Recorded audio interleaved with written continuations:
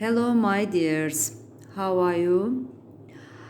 I hope all you are good, and I wish all you beautiful and healthy day. God bless you. And today we will discuss last system.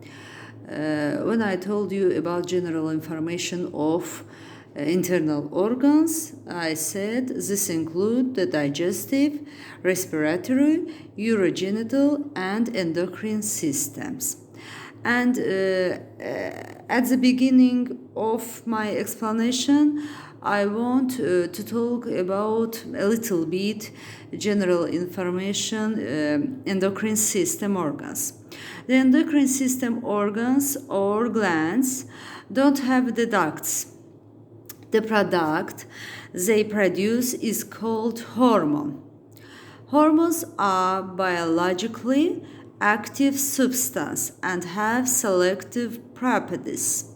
Hormones pass directly into the blood, lymph, cerebrospinal fluid and are transported to different parts of the body, affecting their development and growth.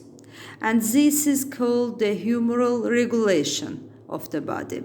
This regulation interacts with the nervous system and together is called neurohumoral regulation. And the characteristics of the endocrine glands are as follows. The first, I have already said, the endocrine glands don't have a duct and the hormones they produce pass into the blood or lymph. Also, the endocrine glands are small in mass. The hormones they produce are biologically very active and have a selective effect. The endocrine glands are rich in blood and lymph vessels, and the activity of the endocrine glands is often interconnected, and they connect with each other. And we start with the thyroid glands. Thyroid gland located in the neck, composed of two lobes, right and left lobe, and in Latin we called glandula thyroidea. And this isthmus part, it is isthmus part between two lobes. Look here and in this picture, isthmus part and pyramidal lobe. Pyramidal lobe, it is lobe originated from the isthmus part or from the lobes and directs upward to hyoid bone and located in front of thyroid cartilage of the larynx.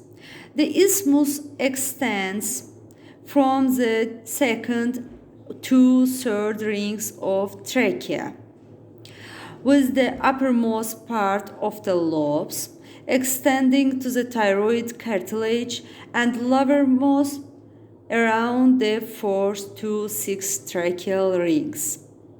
And thyroid gland is covered by a thin fibrous capsule, and this capsule has an inner and an outer layer. The inner layer extrudes into the gland and forms the septals that divides the thyroid tissue into lobules. Look here, it is lobules. But the outer layer thickens to form the posterior suspensory ligament of thyroid gland. It's also called Berry ligament.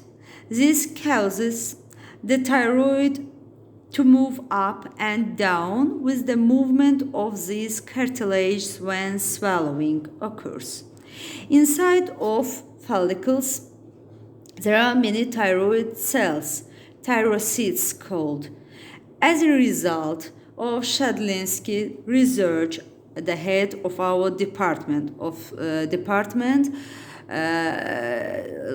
medical terminology and anatomy research, it was determined that the morphofunctional unit of the thyroid gland is a thyromorphocomplex. And thyromorphocomplex include a group of follicles, the basal membrane surrounding it, collagen fibers, tissue basophils, and capillary tufts between the fibers. And about function of thyroid gland.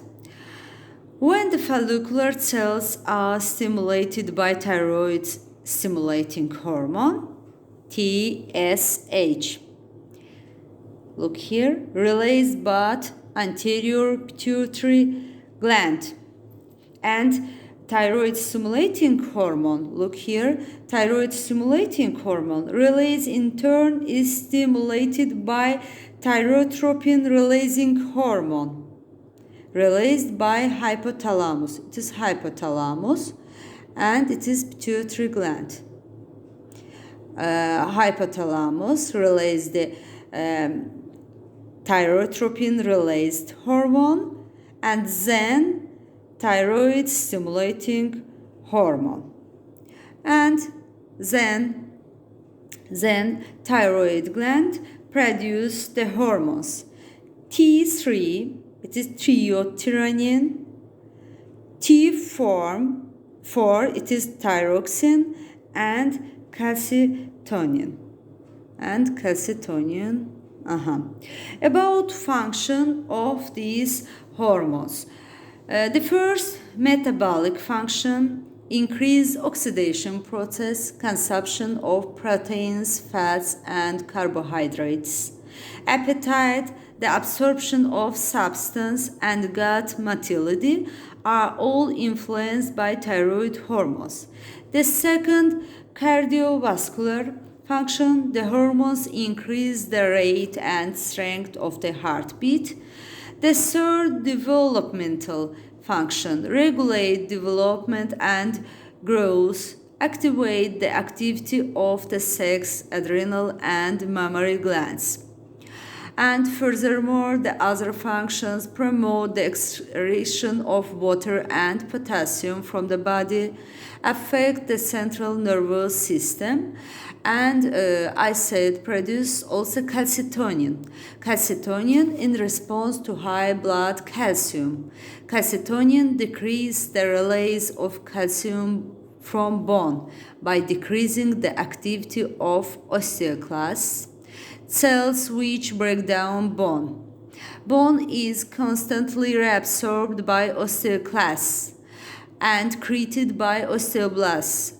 So calcitonin effectively stimulates movement of calcium into bone. And it means calcitonin helps regulate blood calcium. And about excessive production and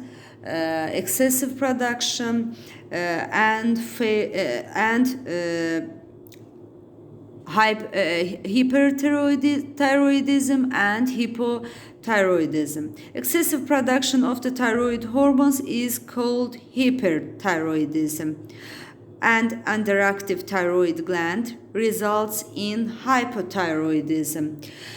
Cretinism in children, failure of thyroid secretion, causes retardation of growth of all forms, physical, mental, and sexual. It is cretinism in young ones. Cretinism occurs from the deficiency of thyroid hormones.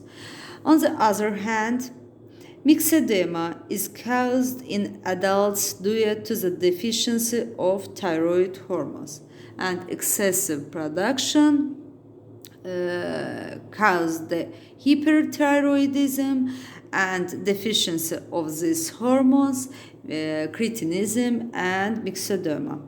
And the effects of calcitonin are opposite those of the parathyroid hormone. Parathyroid hormone produced in the parathyroid glands.